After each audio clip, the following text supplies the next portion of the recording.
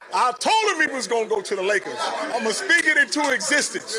Only one person ready for this. It's that ball boy. I know I must be a genius to plan it this well.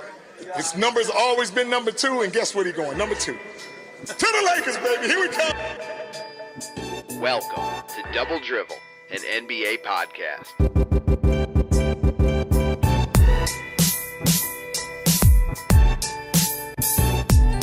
Hello and welcome to another episode of Double Drivel. We are a weekly podcast offering a fan's perspective on the news and issues surrounding the NBA.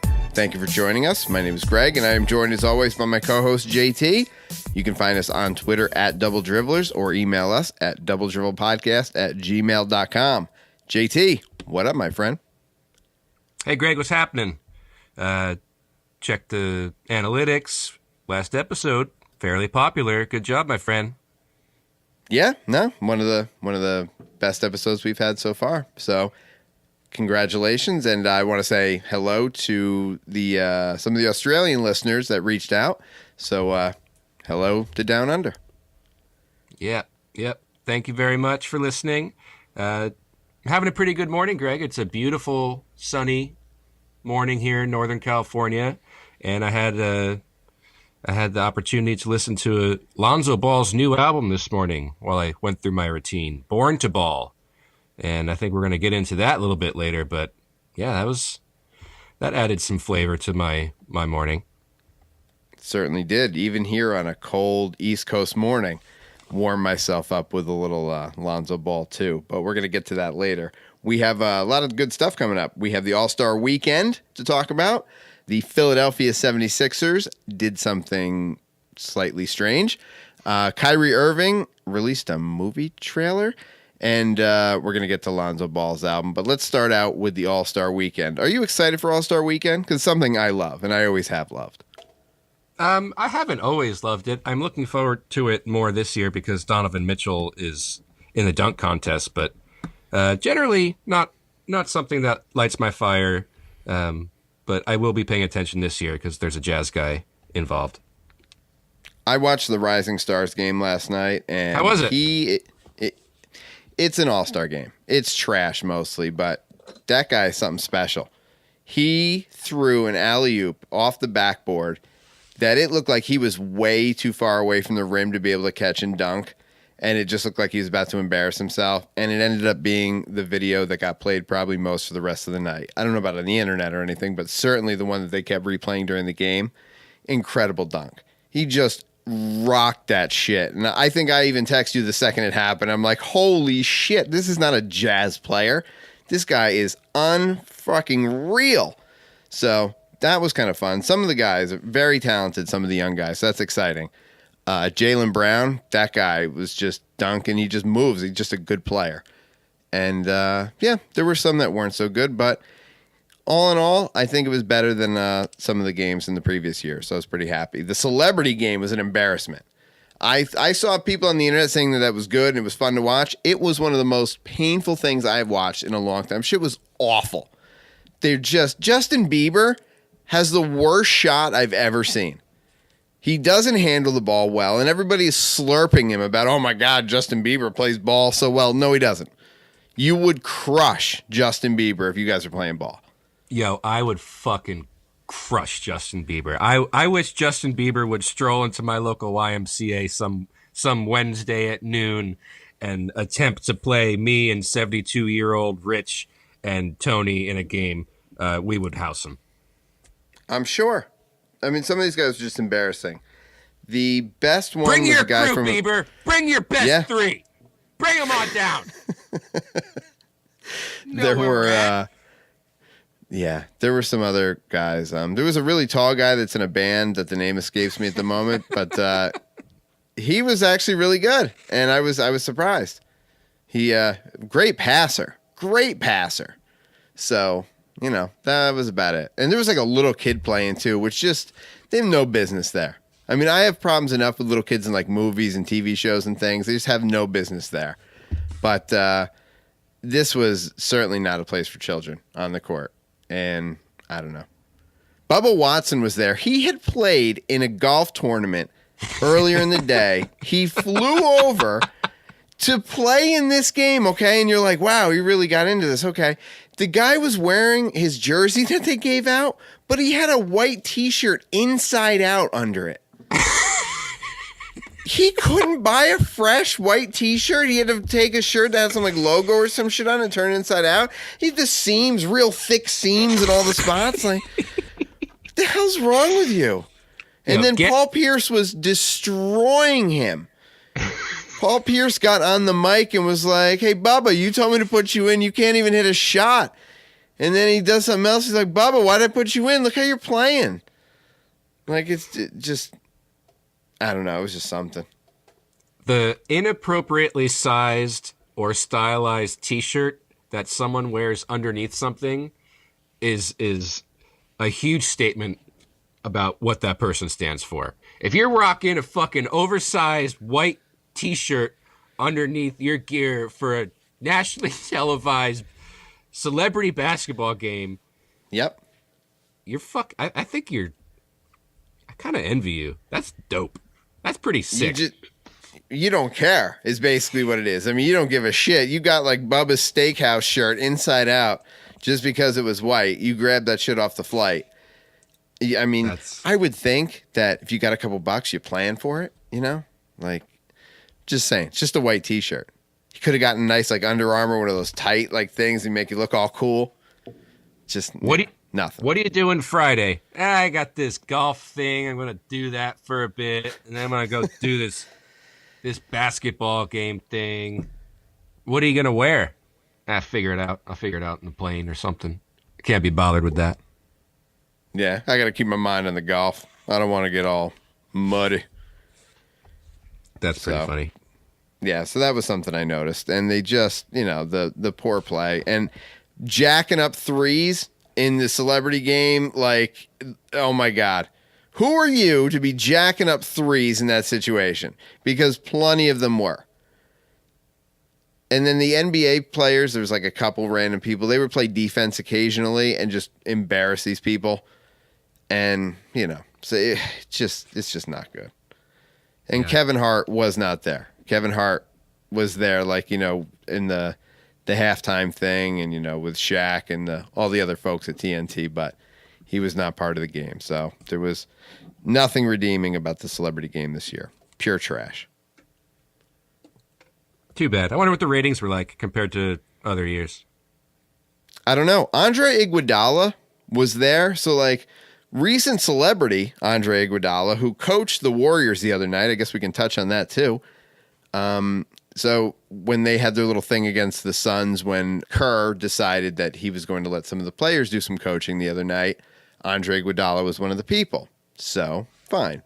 Now, ESPN last night gave him the opportunity to also do a little hosting, do some interviews, and he was pretty terrible. And there was this guy sitting behind him that kept, like, poking him and telling him things occasionally. So he was doing something wrong, and just not being great. So that's the future. I think we have Andre Iguodala in our future to look forward to on ESPN or TNT or some other channel that's certainly going to pick him up, but not good. He's not Reggie Miller or even Chris Webber, so sad. Well, give him a minute. You know, it takes a little time to develop those new skills, so we'll see. Nah, I want to shit on him because I don't like Andre Iguodala anyway. All right, we can shit on him then. Let's shit on him. What's your feeling on Iguodala? I don't follow him too closely, to tell you the truth. I mean, I know his role that he's played with the Warriors over the past couple seasons, but I don't really know too much about my man. I forgot he was drafted by the 76ers. They were showing pictures of him last night with Iverson and shit. So, yeah, way back. Spans time and decades. All right, let's go to Philadelphia. So this is a story that you picked up on, and I enjoy some of the people on the Philadelphia 76ers, namely J.J. Redick. Ooh, guy's a good player, playing good this year. This guy's playing great. Playing. But, you know, if I could draft a team, he'd definitely be on it. I'd definitely find a way. JJ, what are we doing? How are we going to get you be part of the Hornets here? So what happened with the 76ers? What? Come on, please. Give it to me. Do you think that if if you were the coach and JJ Redick was on your team, you would like find a way to talk to him mostly like in the locker room and like kind of closer to the showers and stuff? I don't think so. I think I would because some say that people are more relaxed in that environment. You know, some people like there's not a lot of barrier between the two of you, and you can just really connect with each other.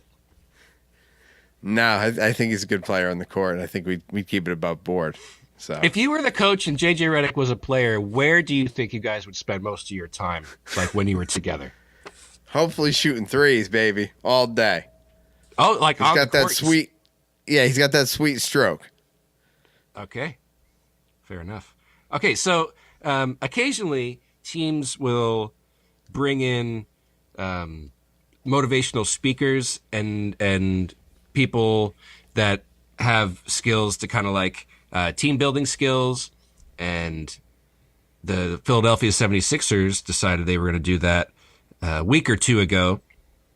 And if you're trying to encourage a basketball team of elite level players, Greg, who else would you bring in other than M. Night Shyamalan, the Hollywood director from a ton of films, many of which The Last Airbender.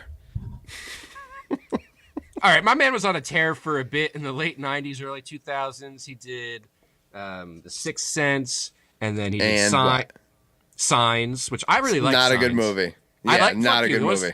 Yeah, it was good. There was also the one with Bruce Willis, Unbreakable. I like that one too. Really? Yeah, suck it. That movie's good. And then his thing was like there was always a catch at the end, like a twist, surprise. And then he kind of, his formula got kind of played out. And then he had a fucking bunch of shit movies, like The Village, The Last Airbender. Yeah. So you bring in M. Night Shyamalan, who coming off his last movie, Switch, which was good. Did you see it? No. It was lost good. me a long time ago. Yeah, but he's on the rebound. You like that basketball rebound? Oh, look at that. Woohoo. Sixers bring in M. Night Shyamalan, and he basically goes through the team, player to player, and does a bit of a emotional aura reading on them.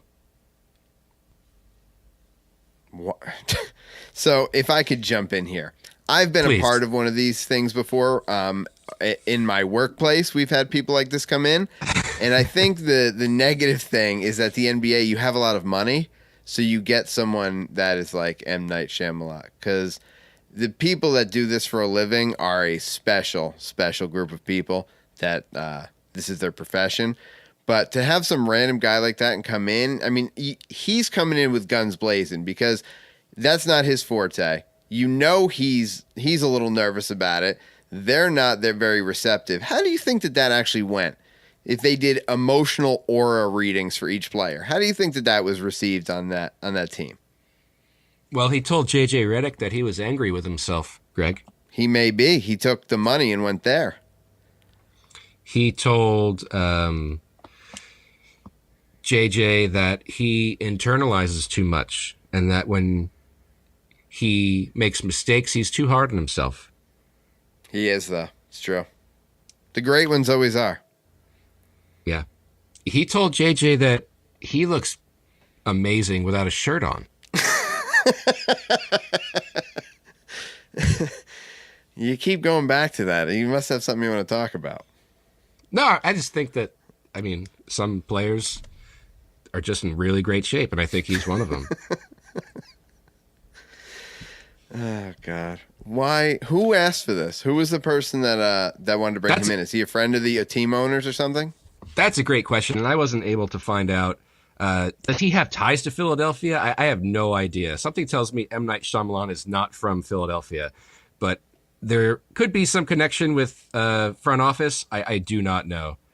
I'm just going to read a quote from the JJ Redick podcast discussion between Redick and M. Night. What do you call him? What do you call him for short, I wonder?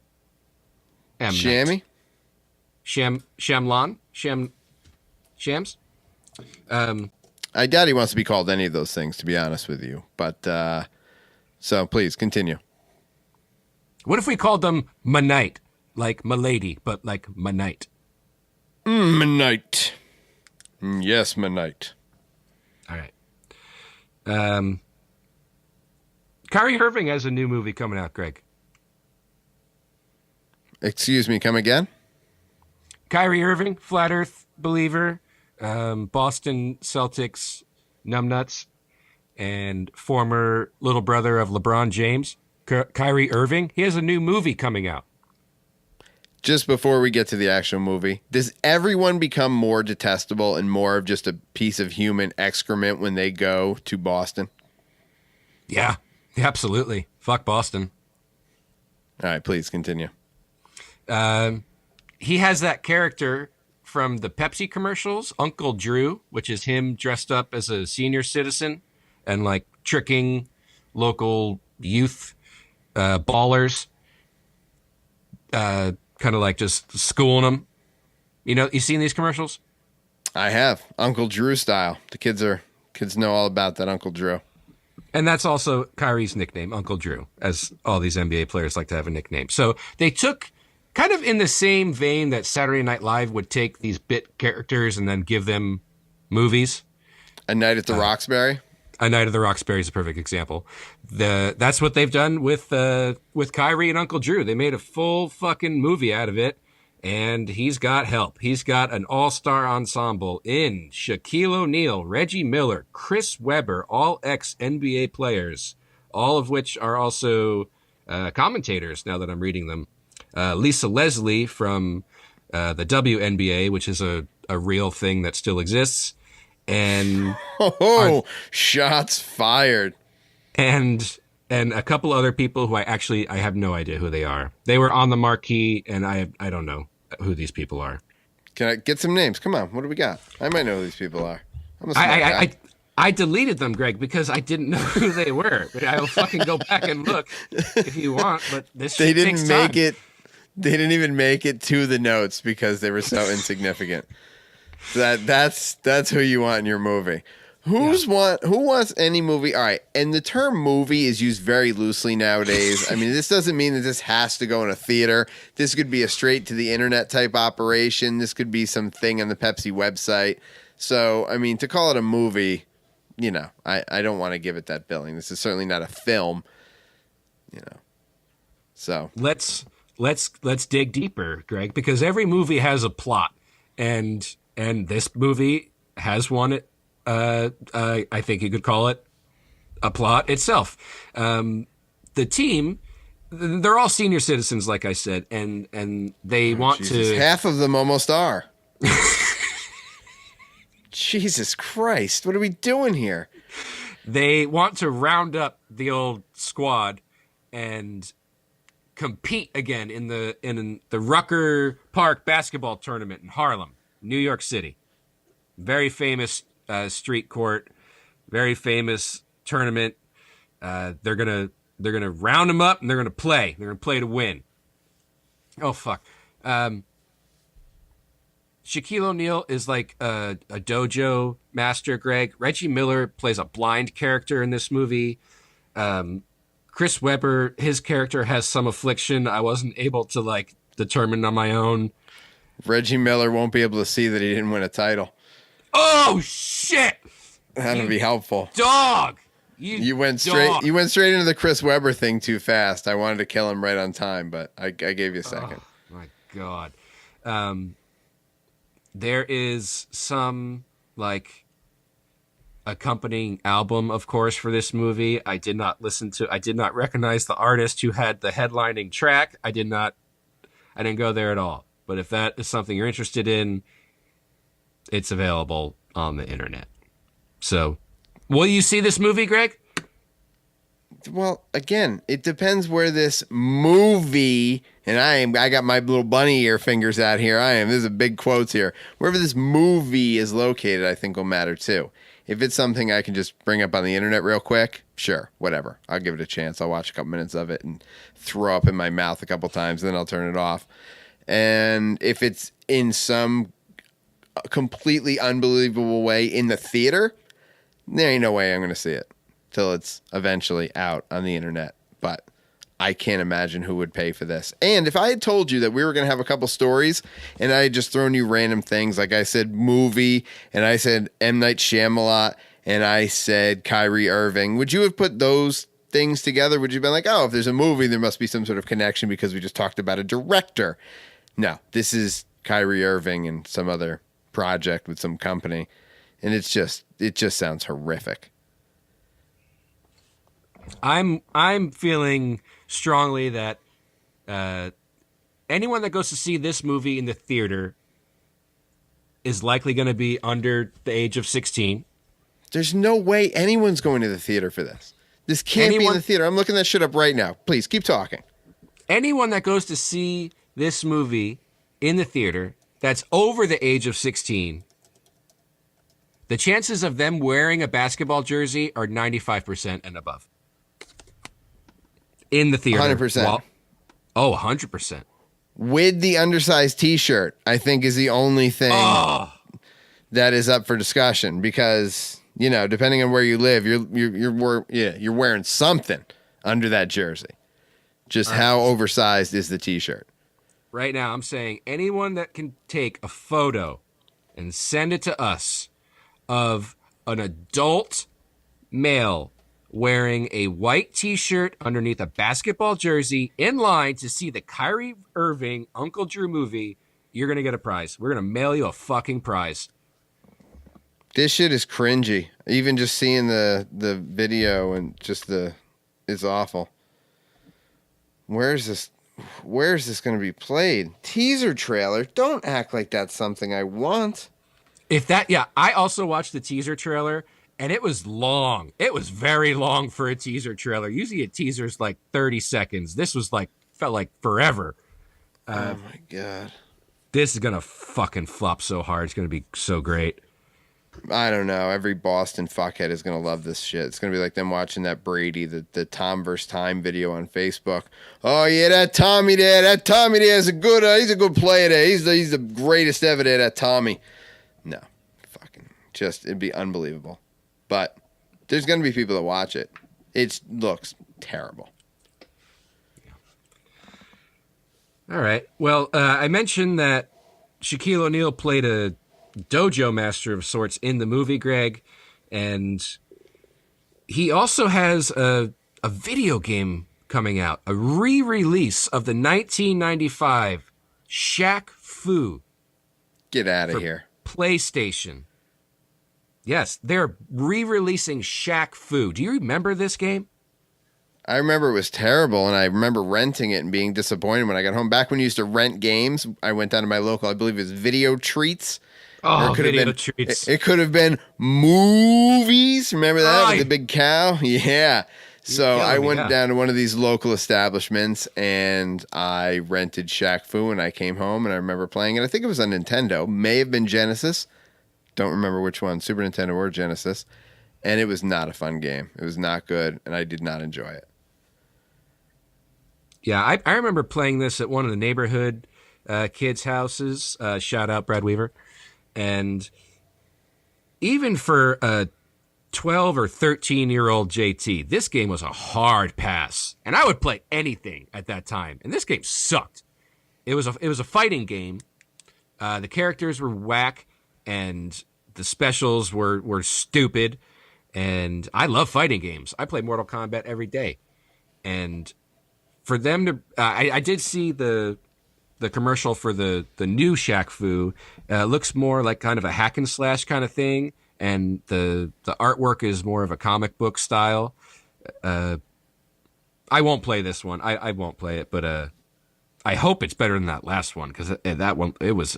steaming pile, even in 95. And the bar wasn't that high. Shaq goes where the money is. So if the artwork style is different these days, my man's going. He don't care. There's no shame in his game. So guy knows how to make money, though. You know?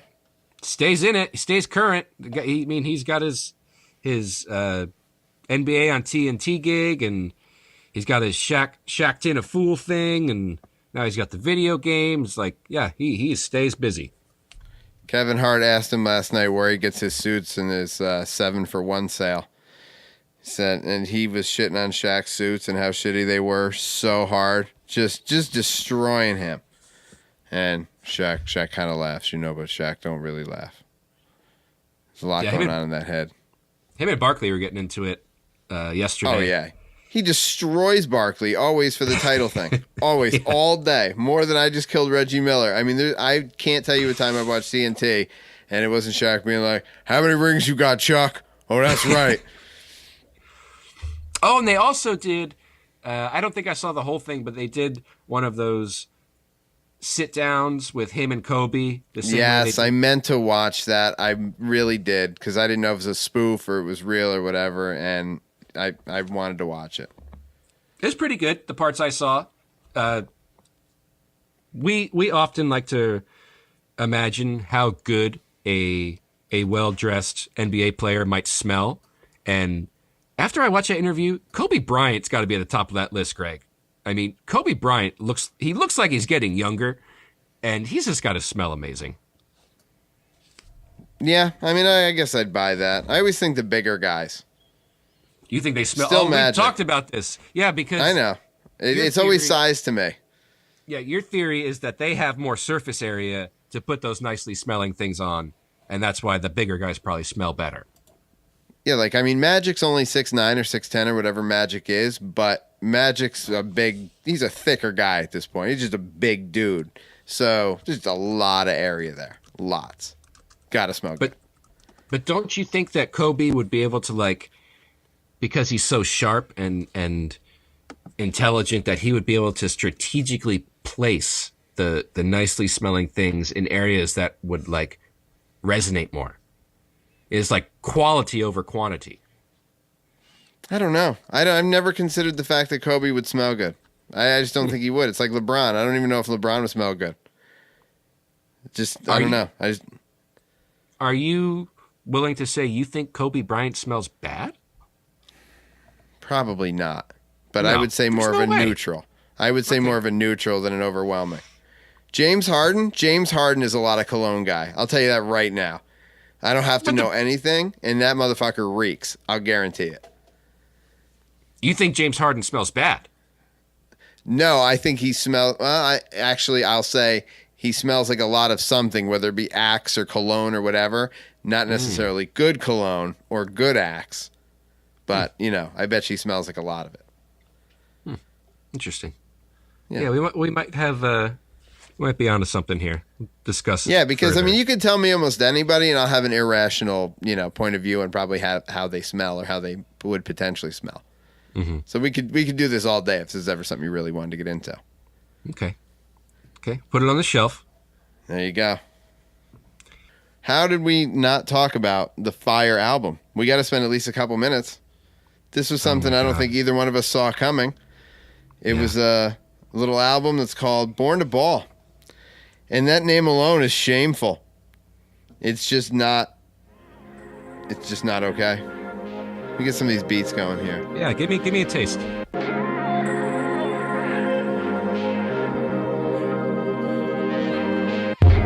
Ever since a child, your boy been a star.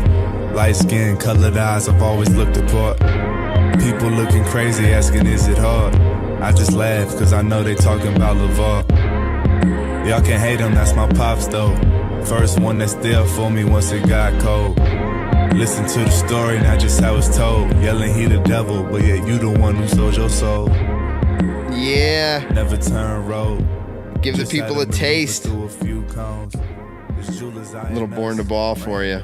Oh my God, the eagle sound effect. Did you enjoy the eagle sound effect going into track 2? Full disclosure, I did not listen to this album in its entirety. I got through the first 2.5 tracks, and I had to turn it off. Well, you're a strong man. Don't be hard on yourself. No, I tried. I really did. I noticed one of our favorite podcasters actually did a review of this album. I know Michael Rappaport brought it yesterday on this album pretty hard, and I can't wait to listen to that and get a review about it, because this is something. How is this okay? How is this something that the father wanted? They've been pretty good about keeping an eye on their brand and having it be about the shoes and about him playing basketball and things that people actually want and things he's actually good at. How do they let the focus get to him and rapping? I think part of their plan is just to keep the name out there. And I really don't think it matters in what arena that name is being thrown around, whether it's WWE or, music with this new album, retail merchandise with the T-shirts. They don't care. But how are you going to sell yourself as a legitimate NBA star when you're releasing an album during your rookie year? I mean, there's shit to be done right now. There's like plays to learn, and it just blows my mind that this is what they're spending their time on. And how do your teammates feel when you're trying to practice and like get better and you're just not around because you're in the studio? There's no way this was recorded in a studio, by the way. This sounds like it was recorded in my fucking bathroom. But there's a lot of questions that this leaves, I'd say. Lonzo, you missed a lot of shots today. Where's your head, man? Nah, I'm just trying to think of something that rhymes with orange, yo. At least your boy Dame Lillard, at least he waited a little while and put it out once he was fairly established, which I think is a little more acceptable. But we will leave the Ball family alone, and we can move on to predictions. All right, prediction time. What do you got, JT? Who wins the dunk contest? Oh, shizzle. Do you love the dunk contest? When's the last time you watched the dunk contest? Well, I work nights, as you know, so I don't think I've seen one live since I was probably 15 or so. But I always watch the highlights. It is my favorite event of the All-Star weekend, and I think it's going to be a great one this year. Yeah, you have actually something to look forward to. When's the last time somebody from the Jazz was even in the dunk contest? Has that ever even been a thing? Yeah, it kind of flew under the radar, but actually Jeremy Evans won the dunk contest when he was on the Jazz, and it wasn't that long ago. It was about 6-7 years ago. Oh, everybody knows Jeremy Evans. I'm sorry. How could we have forgotten? Jerk. All right, who do you got? Who do you have winning? You going with your boy? You going straight homer here? Donovan Mitchell, Greg. Donovan Mitchell's going to smoke the competition, and I have a fucking lunging guess as to how he's going to win, or at least one of the dunks he's going to do. Oh, please, come on. 2-man. I've been noticing that Jazz player Royce O'Neal, our undrafted rookie that's playing amazing this year, is in town with Donovan. They're not saying he's going to help him, but I believe he will. I anticipate a 2-man alley-oop dunk off some portion of the backboard. I think like the corner. He's going to toss it off that. Donovan's going to grab it. Reverse windmill oop. Whoa. That's my prediction. There you go. That'd be big time. Who you got? I had thought Donovan Mitchell as well. I thought he was a shoo-in. And then in like the last minute or two of the Rising Stars Challenge last night, Dennis Smith Jr. just pulled a 360 out of nowhere from like just standing underneath the rim. And I'm like, God damn, that guy can jump. So I think we might even have a good slam dunk contest this year. I think there'd be a couple people that have a chance to win. And I'm going to, unfortunately, just to differ with you, because I hate having the same opinion, I'll go with Dennis Smith Jr. Although Larry Nance Jr., guy's excited now. He's really happy to be on the Cavs. So who knows?